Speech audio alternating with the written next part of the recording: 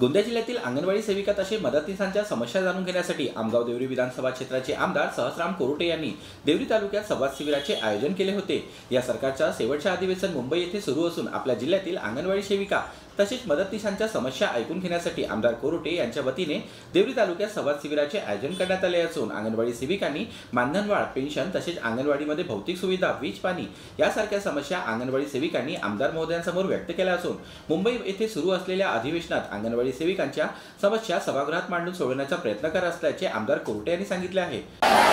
म्हणजे एकूणच बऱ्याच दिवसापासून यांच्या अनेक समस्या घेऊन आंदोलन करतात। त्या आंदोलनामध्ये मी सुद्धा गेलं, ते हिवाळी अधिवेशनाच्या असो किंवा नागपूरच्या या गोंदियाला जिल्हा परिषदच्या समोर असो, यांनी गोंदियाला जिल्हा परिषदेच्या समोर जवळजवळ 54 दिवसापर्यंत आंदोलन केलं।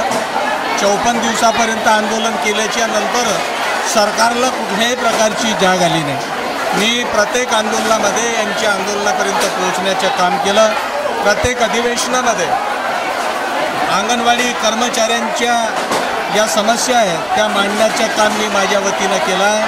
नक्कीचपणे त्यांनी मला म्हटलं होतं की आपण आमच्या क्षेत्राचे आमदार आहात, आपण आपल्या पाठीशी आम्ही खंबीरपणे उभे आहोत आणि आपण आमच्या समस्या आपण सरकारकडे ठेवलं पाहिजे। सरकारने आमच्या ज्या काही माग आहेत, मग ते त्यांच्या पेन्शनची, ग्रॅज्युएटीची माग असो, त्यांच्या पे फिक्सेशनची माग असो, अनेक ज्यांच्या मागण्या आहेत त्या मागण्या मंजूर करण्यासाठी सरकारकडे निवेदन माझ्या माध्यमातून देण्यासाठी अनेक अंगणवाड्यामध्ये बिजली नाही, अनेक ठिकाणी अंगणवाड्यांची स्लॅब नाही, अनेक ठिकाणी अंगणवाड्यात ह्या पावसाळ्यात गळून राहिल्या, काही ठिकाणी बरेचशा ठिकाणी पाण्याची व्यवस्थाच नाही। हे सर्व निवेदन घेऊन त्या अंगणवाडी सेविका कर्मचारी आज संवाद कार्यक्रमाच्या माध्यमातून मला निवेदन देण्यासाठी ह्या ठिकाणी आले आणि ह्या ठिकाणी अनेक विषयावर चर्चा झाल्या, ज्याच्यामध्ये पोषण आहार, जो निकृष्ट दर्जाचा पोषण आहार होतो, तो पोषण आहारसुद्धा त्या आमच्या छोट्या मुलांना चांगलं मिळालं पाहिजे, अशा प्रकारचे निवेदन घेऊन माझ्याकडे आलेलं आहे। नक्कीचपणे यांच्या ज्या समस्या आहेत, उद्या राज्यपालाच्या अभिभाषणावर मी सभागृहामध्ये सर्व अंगणवाडी कर्मचारी, कोतवाल असो, ग्रामपंचायतचे संगणक परिचालक असो, आशा वर्कर, गटप्रवर्तक आणि त्याचप्रमाणे ग्रामपंचायतचे कर्मचारी, या सर्वांच्या समस्या उद्या सभागृहामध्ये मी ठेवणार आहोत। त्याचप्रमाणे अनेक मुद्द्याच्या माध्यमातून ज्या ठिकाणी मला यांच्या समस्या मांडता येईल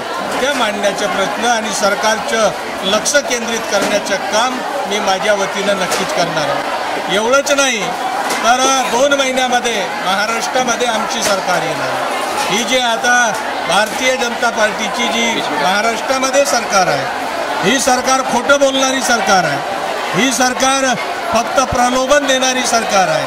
ह्या सरकारला महाराष्ट्रातून हद्दपार करण्याचं काम या सर्व भगिनीच्या माध्यमातून, सर्व जनतेच्या माध्यमातून होणार आहे आणि त्यावेळेस ग्रामीण भागामध्ये आणि ग्रामपंचायत लेवलवर काम करणारे जे सर्व आमचे कर्मचारी आहेत, सर्व कामगार आहेत, या सर्वांच्या मागण्या काँग्रेसच्या राजवटीमध्ये पूर्ण करण्यासाठी मी प्रयत्न करणार आहे। तर या संवाद शिबिरात देवरी तालुक्यातील 1500च्या वर अंगणवाडी सेविकांनी तसेच मदतनीस महिलांनी हजेरी लावली असून अंगणवाडी सेविकांनी आपल्या समस्या आमदार सहस्राम कोरोटे यांच्या समोर व्यक्त केल्या।